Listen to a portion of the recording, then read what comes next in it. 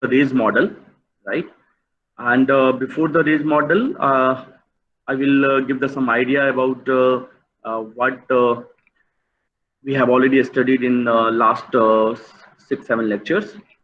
So first I will share my presentations, and from next class or next from next week, I now one pad is available for me, so I can write and share at the same time to you. Okay, so I'm just sharing my presentations, and then we'll explain, right? If any problem, please let me know. Are you able to hear me?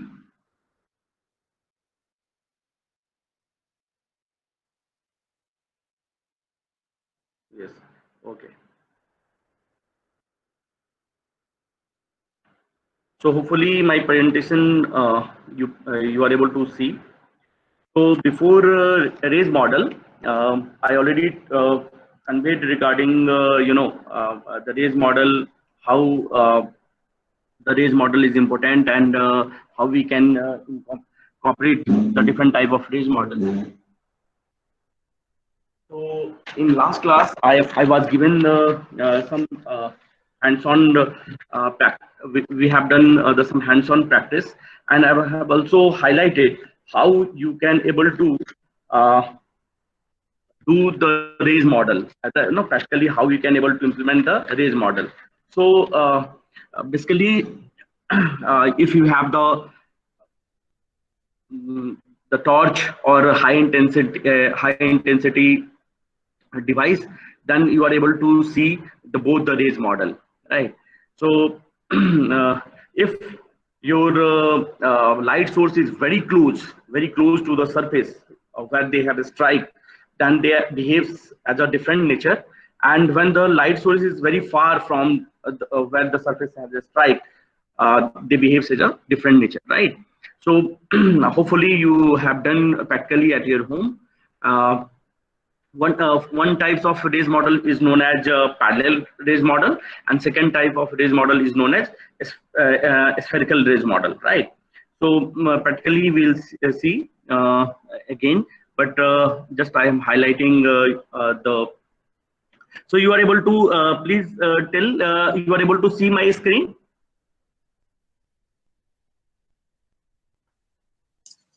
Please. Yes, sir. Okay. So first in you are able to see this structure of the fiber. There is a core, cladding, and buffer coating, right? We already known this the core structure, cladding structure, and buffer structure. Buffer structure is right now is very tough available when the fiber is in sea. Then its coating is very strong. Some different type of metals is required do this, right? Now cladding, refractive index is lesser than core, and why I'm not here repeating again, so you have this concept, right? Now the third things, what are the phenomena is appeared in the optical fiber is very important, right? So in 12th class, I think you have already referred this.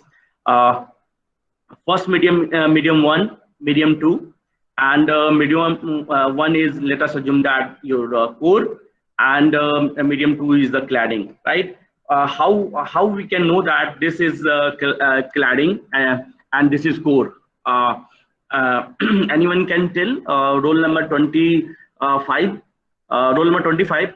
Could you please explain why this is and medium 2 is a cladding and medium 1 is a core? How we can identify it in this picture? Roll number 25. Hello. How I know this is the medium 2 is a cladding and medium 1 is the core? So thickness say? Thickness, or just see the notations here, beta. And one is here. and medium 2 is the refractive index N2, right? So अब बताओ.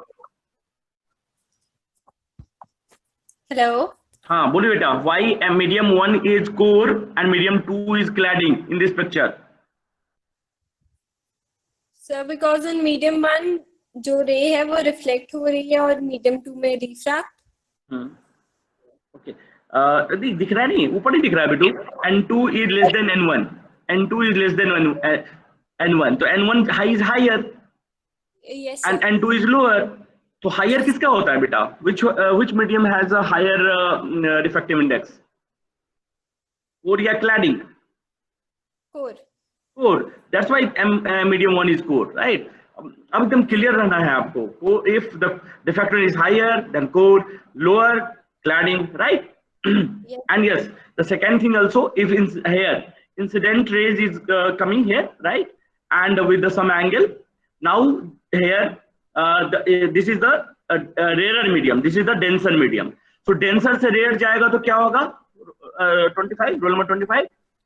Sir, refraction. Yes, so that will deviated from the normal lines, right? यही होता है rule rays का. Yes sir. You know ना? Yes. So reflect और क्या क्या होता है light rays का rule? Refracted and normal are in the same plane, right? So here incident rays is away from the normal because here the medium is rarer than this, right? And same here reflected ray यदि ऐसा गया और ऐसा आ गया तो उसमें पक्का क्या हो रहा होगा बेटा? क्या हो रहा होगा? TIR, right? Total internal reflection हो रहा होगा. That's why the light will be travel here ऐसा, फिर ये यहाँ से आके फिर ऊपर, फिर नीचे. तो every time they will cut the axis of the fiber. So this is known as the axis of the fiber. अपना ये point है core point जहाँ पे incident light हो रही है and they are refracted, right? So there are three phenomena is there: incident rays, refracted rays, and reflected rays, right? Now through आपने पढ़ा होगा स्नेल्स लॉ, उसके अकॉर्डिंग क्या होता है? What is the rule? Anyone? N1 sin phi 1 incident जिसके through हो रहा है equal to N2 sin phi 2. So you can write here N1 sin phi 1 is equal to N2 sin phi 2, right? This is the simple Snell's law. Incident के साथ जो लगा हुआ है रिफ्रैक्टिंग इंडेक्स वो angle, so N1 sin phi 1 is equal to N2 sin phi 2. So this is the relations with the this rays model.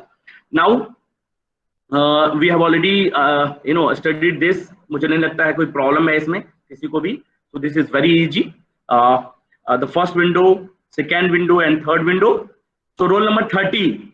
Why in every window there is a peak? Here is a peak. Here is a peak. Here is a peak. Roll number 30. In this window techniques, at every incident there is a peak. Roll number 30 online हो बेटा? Yes sir. हाँ बताइए बेटा, ये peak, this peak and this peak. Why this peak has appeared? Sir, hydroxide ion. Very good, very good. Thank you. So now we are moving from the today's topics. Now line पे रहना बेटा. Now आप अपने room में थोड़ा सा क्या light बंद कर लो और फ्लैश लाइट लो अपने मोबाइल का और नाउ ऑब्जर्व.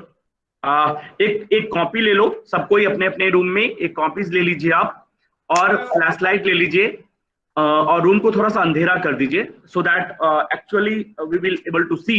कभी भी याद करने की जरूरत नहीं है कि लाइट रेज मॉडल कितने तरह के होते हैं, right? So now everyone is ready experiment करने के लिए.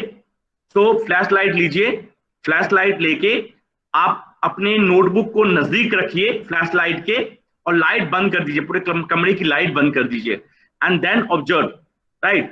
Then observe and let me know कि कैसा दिख रहा है आपको, which type of behaviour of the rays model.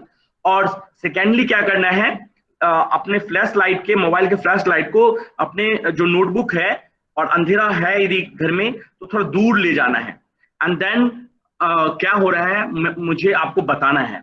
सो क्या जैसा इस फिगर में है वैसा ही दिख रहा है या कुछ और दिख रहा है? और मैं एक आज बहुत बड़ा फंडामेंटल प्रूफ करूंगा, जो ये बीटा का रिलेशन, फेज कांस्टेंट का रिलेशन, जो जीवन कोई नहीं बताएगा कि phase constant beta is equal to क्या होता है और क्यों होता है। Is very difficult to find out anywhere. So पहले हम ये कर लेते हैं, फिर हम आगे चलेंगे। सो रोल नंबर 35 थे बेटा अभी ऑनलाइन? सर 30। आप मैं जो मैंने बोला वो आप फ्लैश लाइट है कर लिया ऑन? Yes sir. और नोटबुक पे आप यदि नजदीक रखते हो, नजदीक, राइट, और लाइट अंधेरा, थोड़ा लाइट बंद कर देना रूम का, और कर्टन्स है लगे हुए तो उसको बंद कर लो। एंड देन ऑब्जर्व कि पॉइंट सोर्स से जब वो नोटबुक पे पढ़ रहा है तो कैसा दिख रहा है। तो आपको क्या दिखेगा? क्या दिख रहा है? सर्कल। हाँ, स्फेरिकल टाइप का दिख रहा है, सर्कल टाइप का दिख रहा है, और हाई कॉन्सेंट्रेशंस का दिख रहा होगा, हाई इंटेंसिटी वाली लाइट दिख रही होगी, राइट? Yes sir. राइट। और अब क्या करो, थोड़ा दूर कर लीजिए आप, मतलब लाइट को थोड़ा दूर कर लीजिए। Yes sir. नाउ जब आप जब दूर करेंगे तो आपको दिखेगा क्या कि लाइट जो है थोड़ा इंटेंसिटी कम हो गई है और पैरेलल की तरह जा रही है ना, बहुत दूर तक फैला हुआ है। That is known as parallel rays model, right? और क्या होता है, जब आप लाइट ट्रेवल करता है तो दो चीजें होती हैं। एक को बोलते हैं बेटा वेव फ्रंट्स, एंड सेकेंड को बोलते हैं phase fronts. Please write down everyone, there are two important parameters associated with the rays model. One is known as wave fronts and second one is known as phase fronts. Phase fronts and wave fronts. Phase fronts and wave fronts. So in आपको यहाँ पे बहुत अच्छा दिखेगा। देखो, one line is dark line, right? Dark line, and here one line is a dark line. And other one is a perpendicular, यहाँ पे दिख रहा है क्रॉस, दिख रहा है ना, क्रॉस किया हुआ। यहाँ पे भी ऐसे ऐसे लाइट जा रही है, ऐसे ऐसे लाइट जा रही है, और इसको क्रॉस करते हुए जा रही है light. So there are two things. एक को बोलते हैं जिस वेलोसिटी के साथ जाएगा, जो इंटेंसिटी होगी, उसको बोलते हैं वेव फ्रंट्स। बट किस डायरेक्शन में जाएगा उसको बोलते हैं phase fronts, right? So that is really really important. So direction में दिख रहा है, ये डायरेक्शन, एक एरो लगा हुआ है, ऑल आर फेज फ्रंट्स। और जो ये अलग से लाइट है, अलग से पिंक कलर की थोड़ी ज्यादा दिख रही होगी, ब्लैकिश जो दिख रहा होगा, डायरेक्शन दिखा रहा है, फेज फ्रंट दिखा रहा है। और ये जो लाइन दिख रही है वो that is the wave fronts, right? So in any rays model there are two components who has decided the which type of model will be appeared, that is a wave fronts and phase fronts. So here spherical wave fronts and here the plane wave fronts. Spherical wave fronts ये wave है, ये wave है, और जिसमें direction लगा हुआ है बेटू ये क्या है? फेज फ्रंट्स है, राइट? जिसमें डायरेक्शन लगा हुआ है फेज फ्रंट्स है, और ये प्लेन पैरेलल है एक दूसरे से, प्लेन वेव फ्रंट्स है। So okay, so there are two important factors. One is known as wave fronts and second one is the phase fronts. That is really important. So practically everyone understood that there are two types of rays model. One is known as a spherical, जब light source बहुत finite distance पे हो तो लिख लीजिएगा, यदि आपको थोड़ा सा यदि description में लिखना है तो if the light source appears at the finite distance or short distance, then rays model behaves as a spherical rays model and spherical rays model. But if the light source appeared at a very long distance,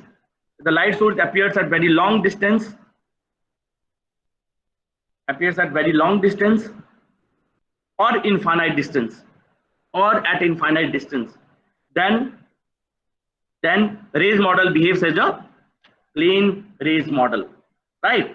There are इसमें पक्का लिख लीजिए, there are two different type of component associated with this. One is known as wave fronts wave fronts, and second one is known as phase fronts. One is known as wave fronts and second one is known as the phase fronts. In this case, phase fronts is always some directions, right? Some directions. Here is the directions, and wave is this, right? Now here I'm going to prove some very good relations regarding phase constant. So roll number 40, please unmute करो बेटा. Good morning sir. ये बताइए बेटा, phase constant का formula क्या होता है? Sir 2 pi upon lambda by lambda. Lambda wavelength. So everyone is please write down beta is equal to 2 pi by lambda होता है, right? But कभी भी आपने ये पढ़ा है, आपने रिमेम्बर किया है, कभी आपने इसका प्रूफ देखा है बेटा? Beta is equal to 2 pi by lambda. No sir. So you are not able to see कि इसका प्रूफ है. तो ध्यान से देखना, रोल नंबर 40, ये लाइन और ये लाइन के बीच में कितना एंगल होगा? यहाँ से कौन सी लाइन? ये पैरेलल. यहाँ से यहाँ देखो, तुम अभी एक काम करो, खड़े हो जाओ और जिस डायरेक्शन में हो उसी डायरेक्शन में पूरा मूव करके आओ. Everyone please do this same thing. आगे दीवार है, जहां पे आप हैं, आप जिस डायरेक्शन में खड़े हैं और एक पूरा राउंड मारिए, तो 0 डिग्री होगा कि कितना एंगल होगा? 360 होगा मैम. सही, right sir, 360. Very good. So इसको हम 2 पाई बोल सकते हैं. Yes sir. बोल सकते हैं. अब म्यूट करो तुम. Roll number 42. Yes sir. हाँ बेटा, आप जिस डायरेक्शन में खड़े हैं और उसी डायरेक्शन में पूरा मूव करके आएंगे तो कितना डिग्री का एंगल बनेगा बेटू? 365. ठीक है. 2 pi. 2 pi. Very good. 2 pi. Very, हाँ, pi and pi. Very good. 2 pi. और ये हम इस जगह से देखो ध्यान से, इस पॉइंट से इस पॉइंट मैंने 2 पाई, फिर इस पॉइंट से इस पॉइंट में जाने में कितना लगेगा? 2 पाई. 2 पाई. और आगे भी ऐसे ही जाएगा 2 पाई. और ये हम किस में डील कर रहे हैं बेटू? अभी लाइट रेज मॉडल कर रहे हैं, तो किस में डील कर रहे हैं? फ्रीक्वेंसी, वेवलेंथ, किस में डील कर रहे होंगे? Wavelength. So light wavelength change from here to here with 2 pi angle, here to here 2 pi angle. इसके आगे कुछ आएगा एक और पैरेलल रेज, तो भी 2 pi. So 2 pi by lambda is here to here phase change, here to here phase change. इसलिए इसको बोलते हैं phase fronts. And that's why the relation is beta is equal to 2 pi by lambda. So always remember that. Why beta is equal to 2 pi by lambda? No one will explain in the no, I think no books, neither I think you have referred any books, and no one has explained like this. Why beta is 2 pi by lambda? Because here to here 2 pi, here to here 2 pi, and this change because the phase change. So that's why the phase constant is equal to 2 pi by lambda. So everyone understood this, my concept? Roll number 60. Roll number 60 beta. Hello. हाँ बेटू, समझ में आया? why beta is equal to 2 pi by lambda? Yes sir. हाँ बताइए क्यों है, थोड़ा एक्सप्लेन कर दीजिए सबको. सर जैसे ये जो प्लेन वेव फ्रंट है सर, उसमें सर जब एक पॉइंट से दूसरे पॉइंट पे लाइट ट्रैवल कर रही है तो सर 2 पाई का उसमें वो हो रहा है. Very good, very good, very good. हाँ वेरी गुड. तो एवरी टाइम फेज चेंज होने में 2 पाई का एंगल चेंज हो रहा है. Very good. तो that's why beta is equal to क्या आएगा रिलेशन बेटू? Sir 2 pi by lambda. Lambda. तो हमेशा जिंदगी भर याद रहेगा सबको, I think. Thank you. So now I am able to explain. अच्छा ये बताओ बेटा कि जो रेज मॉडल है वो 2 तरह का ही क्यों होता है? Roll number 60. सर हाँ, रेज मॉडल कितने तरह के होते हैं पहले तो ये बताओ। सर 2 तरह के होते हैं। कौन कौन से? सर स्फेरिकल और प्लेनर। हाँ, स्फेरिकल कब होता है बिट्टू? सर जब मतलब पॉइंट सोर्स काफी क्लोज हो सरफेस के। Very good very good. और क्या, और इसमें plane rays model? Sir plane जब सर पॉइंट सोर्स दूर हो जिस सरफेस में जाता है। Yes, very good, thank you बेटा, म्यूट कर लीजिए। So I am really happy कि एवरीवन इज अंडरस्टूड कि रेज मॉडल क्या होता है और कितने तरह के होते हैं, क्या फेज कांस्टेंट का यदि लाइफ में यदि मैं सिर्फ इतना सिखा पाऊं आपको कि beta equal to 2 pi by lambda होता है और क्यों होता है, and you are able to prove this, मेरा काम हो गया, उससे ज्यादा मेरा काम है नहीं। आगे चलते हैं हम। सो नाउ आज एक बहुत बड़ा एजेंडा है हमारी आज का इसका जो बहुत इंपॉर्टेंट है। नाउ ध्यान से देखिएगा, अब हम लिख लो आज का एजेंडा, लिख लो। रेज मॉडल में हम 2 तरह के रेज मॉडल देखा हमने, प्लेन रेज, स्फेरिकल रेज, और इसको एक्सप्लेन करने के लिए हमें एक्सप्लेन करना पड़ेगा 2 फेनोमेना। एक को बोलते हैं बेटा रेडियल रेज फेनोमेना, एंड लिख लो पहले लिख लो, लिख लीजिए बेटा सब कोई। पॉसिबिलिटीज ऑफ, हेडिंग का नाम दीजिए बेटा, possibilities of rays model, possibilities of rays model, possibilities of rays model.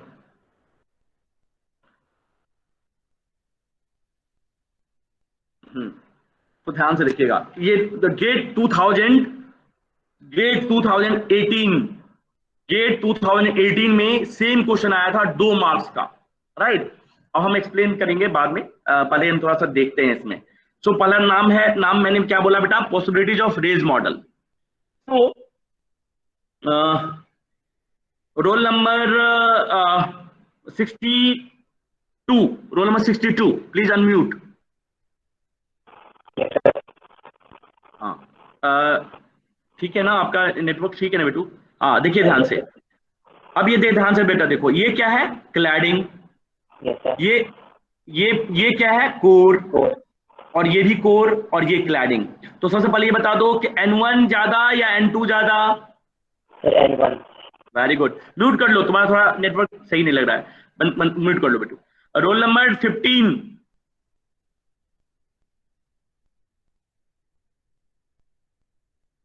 Role number 15 please. 16 बेटा जल्दी करो ना, टाइम वेस्ट हो रहा है। रोल नंबर 16, रोल नंबर 19,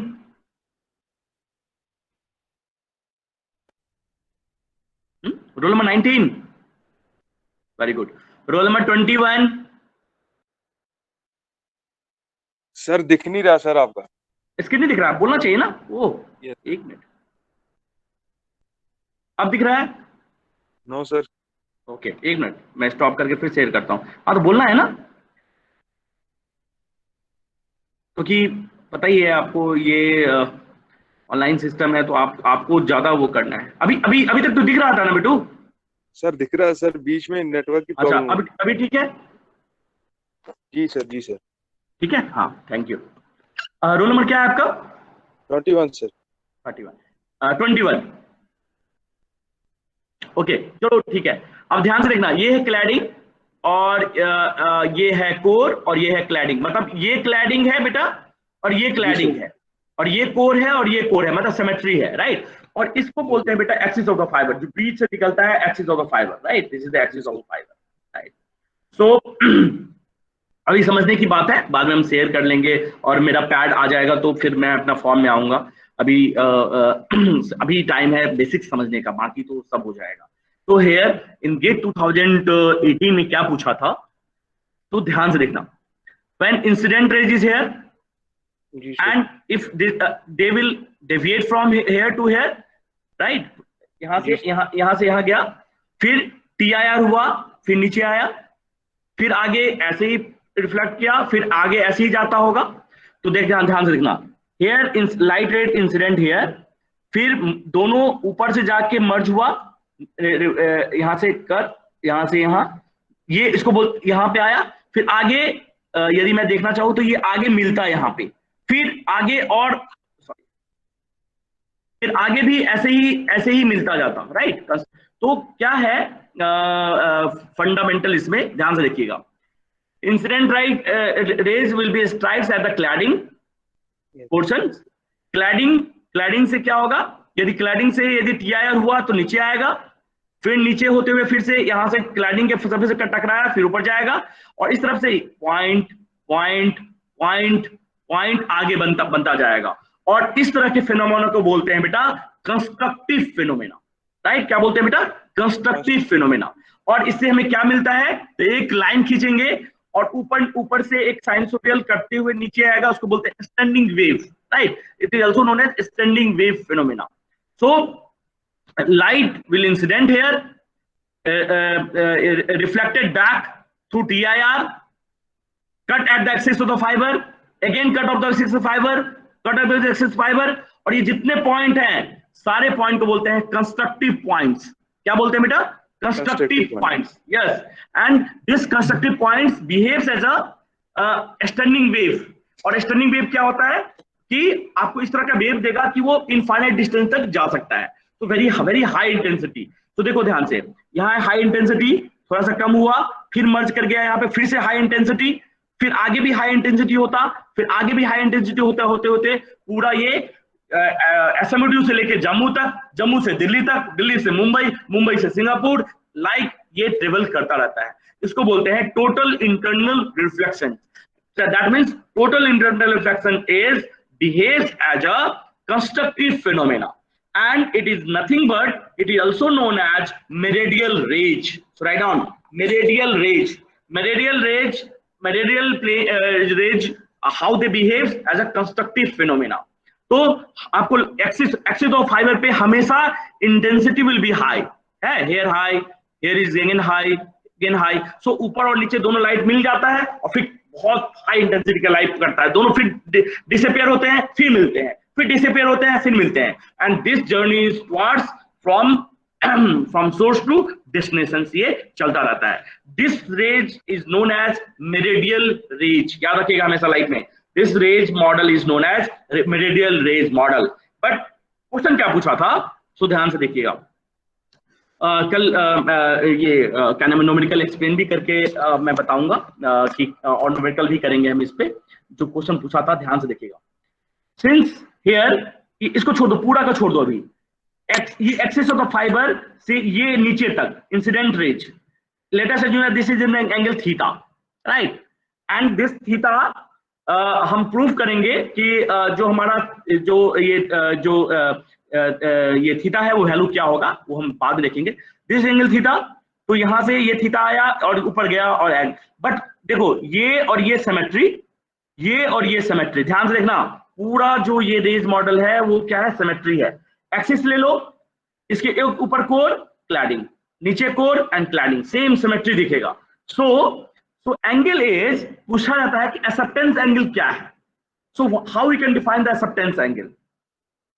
तो एक्सेप्टेंस एंगल क्या होगा, तो उन्होंने दिया था थीटा होगा, उन्होंने दिया था कि थीटा होगा और या 2 थीटा होगा। सो ध्यान से देखिएगा, एक फाइबर है, ये टिप ऑफ द फाइबर बोलते हैं बेटा, इसमें लिखो tip of the fibre.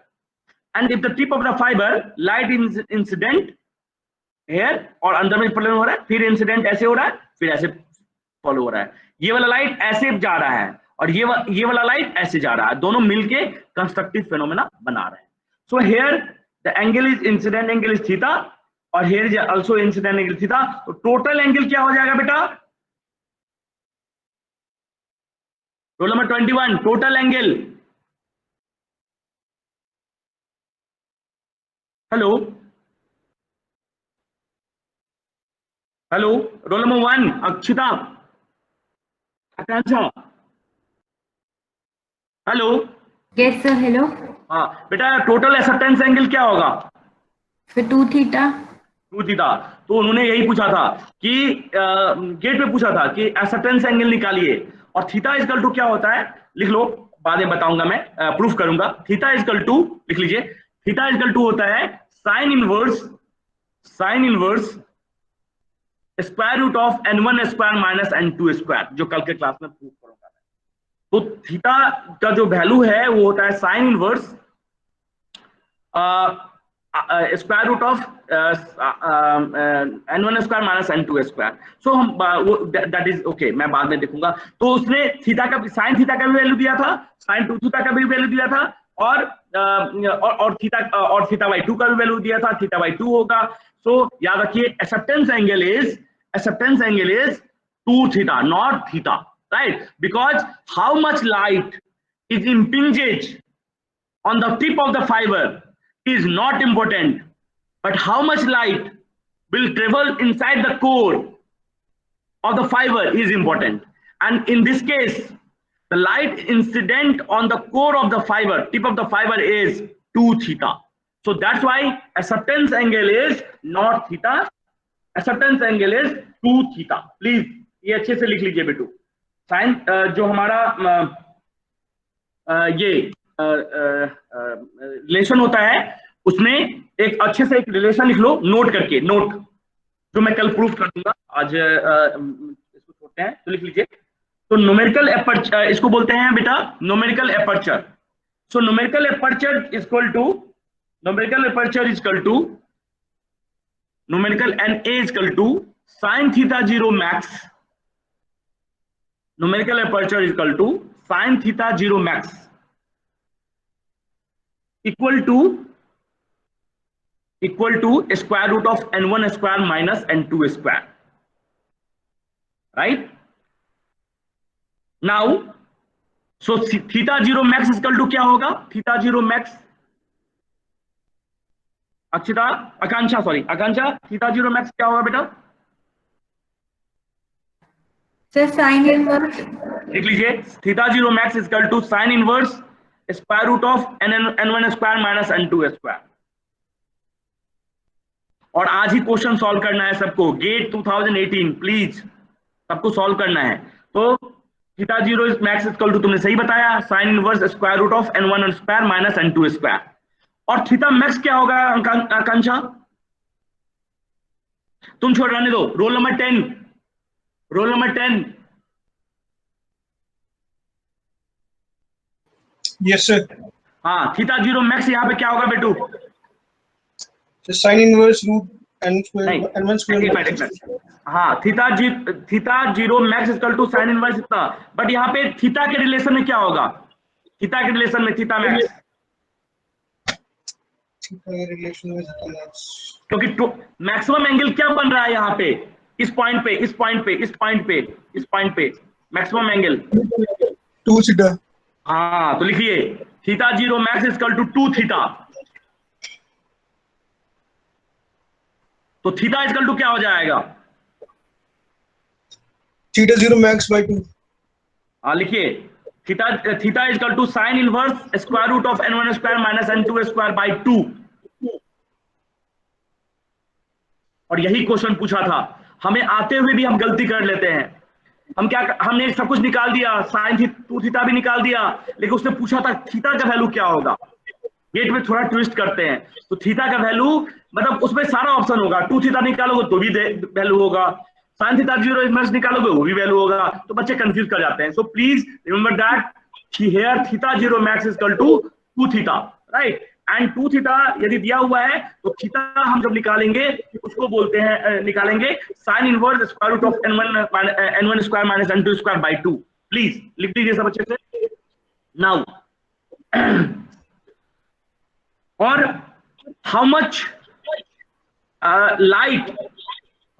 Light we can accept, बेटा अनम्यूट कर लीजिए, कोई भी अनम्यूट है तो please.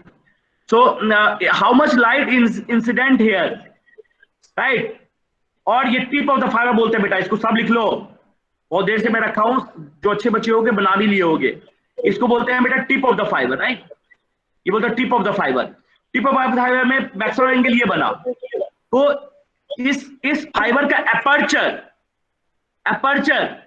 Aperture is the value की मैक्सिमम लाइट जो कैप्चर कर सके, right? Numerical aperture is the maximum acceptance angle. लिख लो नहीं तो तुम लोग फिर करोगे। Numerical aperture is the maximum acceptance angle maximum acceptance angle by tip of the fiber is known as numerical aperture.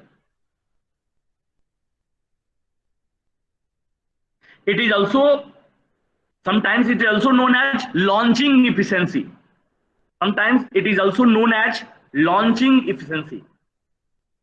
Right? It is also sometimes इसको launching efficiency भी बोलते हैं. Okay. Now, so numerical aperture is equal to क्या मैंने बताया था अभी, ये 2 थीटा, राइट. और numerical aperture के लिए वैल्यू मैंने बताया था आपको, sin theta 0 maximum is equal to square root of n1 square minus n2 square. Now roll number 15. Yes, sir. Okay. पहला इस रेज मॉडल का क्या नाम था बेटा, जो कंस्ट्रक्टिव फेनोमेना बताए, इस रेज मॉडल का क्या नाम था? Meridional rays model. जो भी कंस्ट्रक्टिव है ना, जो कंस्ट्रक्टिव, इस पॉइंट पे कंस्ट्रक्टिव, इस पॉइंट पे कंस्ट्रक्टिव और आगे भी कंस्ट्रक्टिव, तो ये कौन सा रेज था बेटा? Sir meridional. Very good, right. So meridional rays model है, वेरी गुड. अब दूसरा ध्यान से देखना, यदि if let us assume that this rays will incident here and reflected back here, not here, reflected back here, same they will strike here, again here. So ऊपर वाला जो है थोड़ा आगे काटे और नीचे वाला जो है वो थोड़ा पीछे कट करे एक्सिस ऑफ फाइबर को. तो उस कंडीशन में रोल नंबर 15 बताइए कि कंस्ट्रक्टिव फेनोमेना हो पाएगा? नो सर, नहीं हो पाएगा. तो हाँ, सो ध्यान से देखिएगा. So first here see, if the rays model will cut at the axis of fibre at the same incident of time, तो यहाँ पे कंस्ट्रक्टिव, यहाँ पे कंस्ट्रक्टिव, ऐसा वाला कंस्ट्रक्टिव, राइट. सेम, ध्यान से देखो सब कोई, कंस्ट्रक्टिव, सेम हियर, कंस्ट्रक्टिव और यहाँ पे ऐसे चल रहा है. नीचे से भी करेंगे तो ये ऐसे मिलता जाएगा. बट इफ लाइट रेज जो इंसिडेंट हुआ वो यहां से एक्सिस ऑफ फाइबर, देख रहे हो, यहां से नहीं कट कर ऊपर में कट हो रहा है ना, ऊपर में जा रहा है, फिर नीचे में आ जाएगा, और they will not follow the as a same cut point at the axis of fibre. ये ऊपर कहीं कट कर रहा है, कहीं नीचे कर रहा है. So this phenomena is known as skew rays phenomena. Skew rays phenomena, in the case of skew rays phenomena, they will not meet upper part or lower part, जो symmetry वाला part है, they will not meet at the same point. Sometimes they far ahead, sometimes it's far back, right? So due to this phenomena, they will behave as a non-constructive phenomena, zigzag, और जो resultant phenomena बनता है along the axis, that is known as a spiral form, spiral के form, spiral. So role number 15 बताइए, यदि मुझे दोनों raise में फॉलो कंसिडर करना हो तो कौन सा रेज मॉडल फॉलो करेंगे हम और क्यों?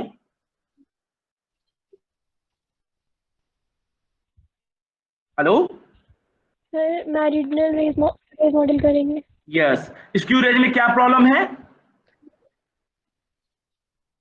सर, क्योंकि जो मेरीडोनल होगा उसमें इंटेंसिटी वेरी हाई होगी. बस, very good. So for long distance communications meridional rays है ना, ये मेरीडियनल रेज जो है वो हमारा फैंटास्टिक फेनोमेना है, राइट. बट स्क्यू रेज में क्या हो रहा है, कंस्ट्रक्टिव और डिस्ट्रक्टिव, जो कंस्ट्रक्टिव फेनोमेना ना होके डिस्ट्रक्टिव फेनोमेना हो रहा है. सो intensity will goes down, right. तो अब ध्यान से देखना, एक फाइबर है, अब प्रैक्टिकली तुमको बताना है, एक फाइबर है और एक तरफ से मैं लाइट उसमें फाइबर में मैंने क्या किया, अपना रेज इंसिडेंट किया, और एक में हो रहा है मेरीडियनल रेज और एक में स्क्यू रेज, और मुझे इंटेंसिटी दूसरी तरफ सोर्स में डेस्टिनेशन की तरफ देखेंगे तो मुझे कैसा दिखेगा, कैसा रेज दिखेगा आता हुआ मेरी तरफ?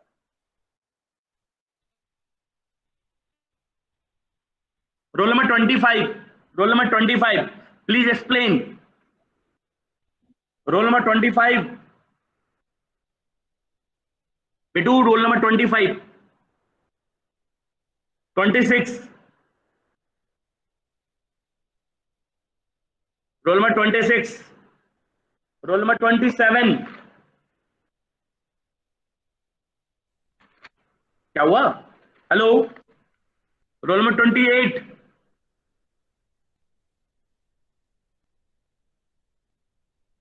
मेरी आवाज जा रही है ना आपको?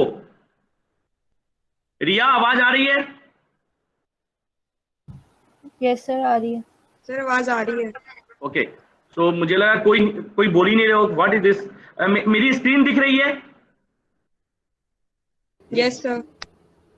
ओके, तो आप बताइए, दोनों रेज मॉडल में मैं एक तरफ सोर्स रखा फाइबर में और दूसरी तरफ रिसीव कर रहा हूं, तो मुझे कैसा वो दिखेगा, नेचर कैसा दिखेगा लाइट का एट द रिसीवर साइड?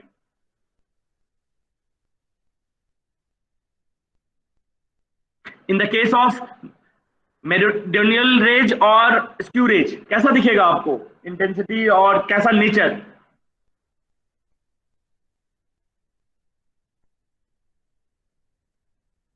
फिर से गायब हो गए। वकास,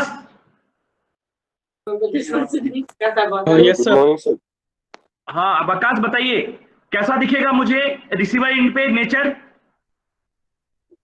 सर मेरिडियनल रेज में क्योंकि सर इंटेंसिटी ज्यादा है तो उसमें सर स्फेरिकल टाइप दिखेगा हमें, Yes. और उसमें क्योंकि इंटेंसिटी कम है जो स्क्यू रे है उसमें हमें थोड़ा वो पैरेलल टाइप का दिखेगा। हाँ, तो दैट मीन्स करने का मतलब है कि तुम्हें एक ना स्पाइरल छल्ला टाइप का दिखेगा in the case of skew rays, और intensity very low. But meridional rays में इतनी इंटेंसिटी होगी कि आप ये देखेंगे तो हो सकता है आपका आईज भी बर्न हो जाए, right? Because so much intensity has been appeared right at the receiver end. So I think you all are able to understand this concept regarding the rays model. So kindly एक minute, roll number मैं जिसको बोलूंगा तुम mute करो बेटा। Mohsin please conclude करो अभी तक का जो मैंने पढ़ाया है बेटो। मोहसिन, हाँ बेटा एक्सप्लेन कीजिए, हाँ सबको एक्सप्लेन कीजिए थोड़ा 5 मिनट में रेज मॉडल को, और beta is equal to 2 power lambda कैसे हुआ वो भी बताना है आपको।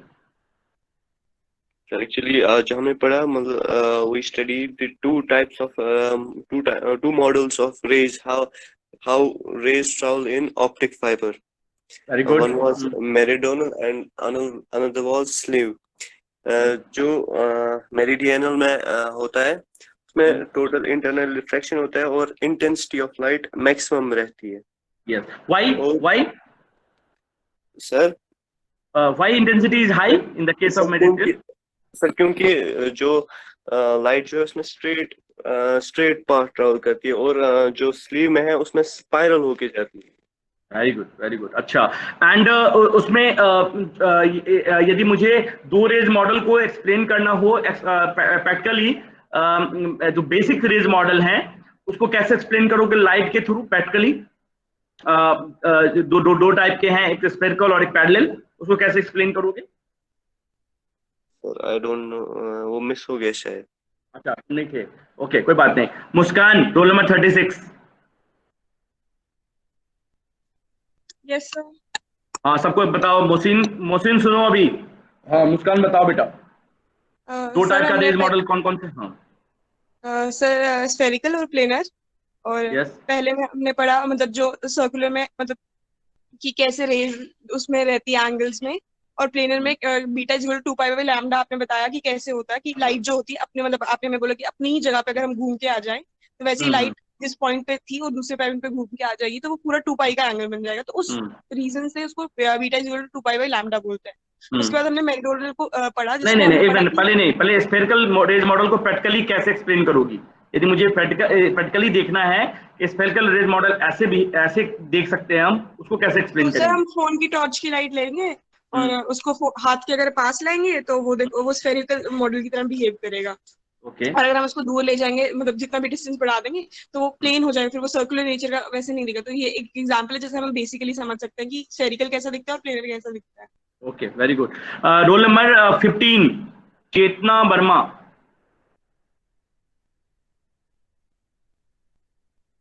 Yes sir. आप ये बताइए बेटू, नहीं आपसे पूछ लिया है मैंने, एक मिनट रहने दो, आप रहने दो, एक मिनट मैं कुछ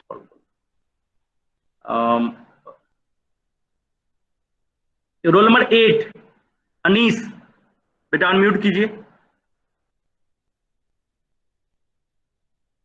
रोल नंबर 8, मैं दोबारा रिपीट नहीं करूंगा, Anees please unmute.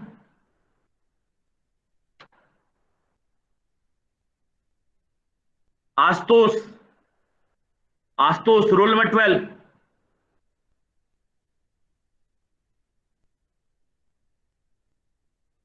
आस्तोस, very good. क्या फायदा ये। Roll number 13 Skandha. Yes sir. हाँ बेटू, ये बताइए कि एक्सेप्टेंस एंगल कैसे हम निकालते हैं एंड कितना होना चाहिए, कितना होता है? Sir acceptance angle theta plus theta 2 theta के इक्वल होना चाहिए। Very good. और वैल्यू कैसा कितना है उसका? Sir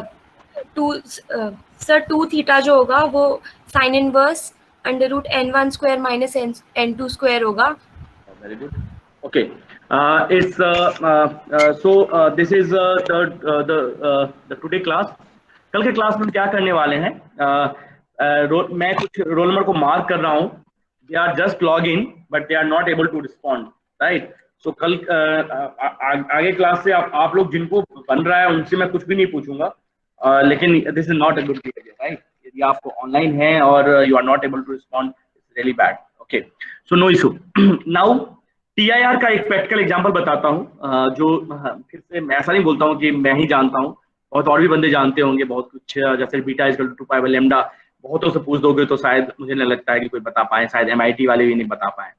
same in the case of, मैं एक TIR का एग्जाम्पल बताता हूँ, बहुत अच्छा एग्जाम्पल है, यदि आप कभी लाइफ में चाहें तो उसको एक्सपेरिमेंटली कर सकते हैं, right. So roll Garima roll number 20 unmute करो। Yes sir. हाँ, यस सर। तो रियल टाइम एग्जांपल्स मैं एक बता रहा हूँ कि how you can able to understand the constructive and destructive phenomena. और ये मैं मतलब TIR मतलब इतना मतलब इतने अच्छे समझ में आएगा, और that is the real things कि कैसे होता है। तो ध्यान से देखना कि लाइट्स में जो हमारा लाइट जो वेव हम डिफरेंट कलर्स के हैं, how I can identify which colours they have the different wavelength, how we can identify, please let me know. Sir spectrum देख के। स्पेक्ट्रम देखिए, द स्पेक्ट्रम में different wavelength associated with the different colours, right. Okay, so क्या होता है, ऐसे तो 7 colours लेते हैं, लेकिन लाइट में हमेशा याद रखिए जब भी लाइट के एनालिसिस करते हैं तो हम तीन कलर को यूज करते हैं, RGB, red green blue, right. तो हाँ, तो RGB भी यदि रेड ग्रीन ब्लू को भी यदि आप रिकमेंड करोगे ना तो भी व्हाइट कलर होता है, near about, right. 7 colour mix करने की जरूरत नहीं है। तो जितने भी आजकल विजुअल लाइट कम्युनिकेशन है, विजुअल लाइट कम्युनिकेशन नाम सुना होगा आपने, VLC कम्युनिकेशन। तो visual light communication is the same, is the combination of 3 जो LED बना हुआ है, that is the 3 wavelength, red, green and blue, right. So how the constructive and destructive phenomena appeared in the optical communication system with the TIR। तो RGB में क्या होता है कि यदि मैं ट्रेवल करवाऊंगा इन द फाइबर, तो क्या होगा बेटू कि RR दो हो सकता है, 2 लाइट एक साथ मिले, RG मिल सकता है, GG मिल सकता है, GB मिल सकता है, DB मिल सकता है। सो लिख लो, देयर 3 कॉम्बिनेशंस, हम 3 कॉम्बिनेशन लेते हैं अभी, सबको लिख लो बेटा, RR, RG, GG, GB and BB. This is the combination of the light. So आप म्यूट करो अपने आप को और फिर मैं जिसको बोलूंगा वो। Roll number 17 Digvijay. हाँ, क्या क्या कॉम्बिनेशन लिखा? RR, RG, GG, GB and BB. Okay. So now 6 combination है। Yes sir. Okay. Now यदि घर में कलर हो तो अच्छी बात है, नहीं है तो थोड़ा सोचो दिमाग लगा के भी कि किस किस कंडीशन में हमारा कंस्ट्रक्टिव फिनोमेना होना चाहिए और किस किस में डिस्ट्रक्टिव फिनोमेना होना चाहिए, सोच के बताओ। और क्यों?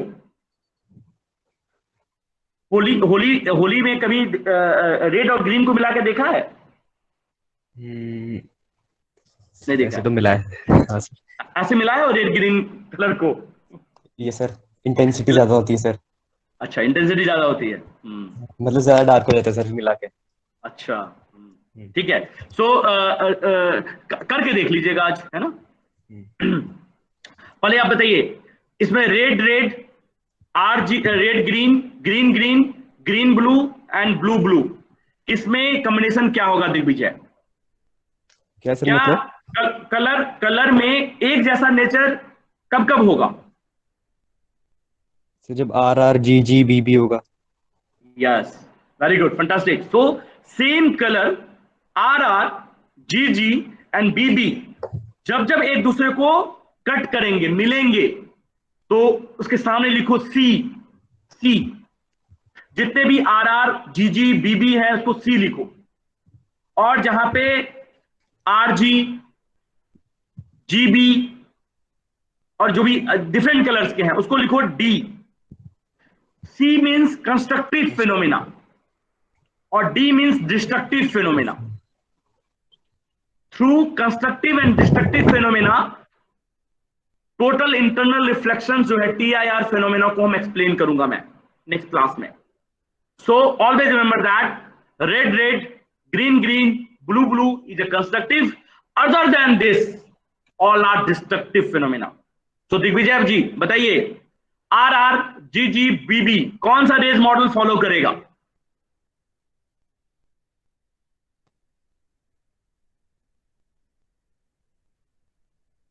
सोचिए मत इतना। आवाज आ रही है मेरी? ये सर डिस्कनेक्ट हो गया था सर।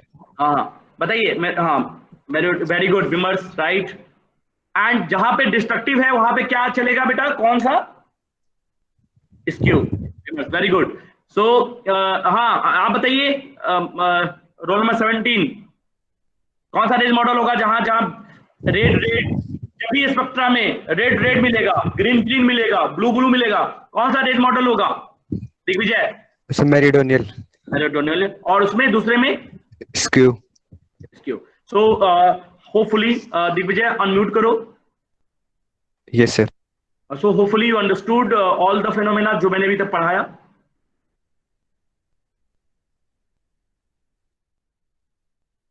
ओके, अच्छा, इसका डिस्कनेक्ट हो रहा है। So role number 59 Sukshma Rena, roll number 59। Yes sir. बेटा अभी आज जो मैंने रेज मॉडल बताया आपको, प्रैक्टिकली कंडीशन बताया, अंडरस्टूड किया आपने? Yes sir. कोई प्रॉब्लम है तो मुझे बता दीजिए, so that I can explain in 2-3 minutes. No sir. Okay, so just a minute, I am taking your attendance, so within 2 minutes.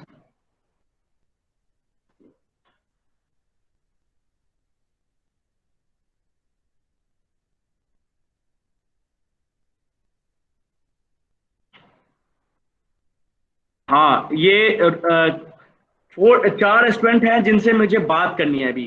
आप अभी वो मत कीजिएगा, लॉग आउट मत कीजिएगा प्लीज।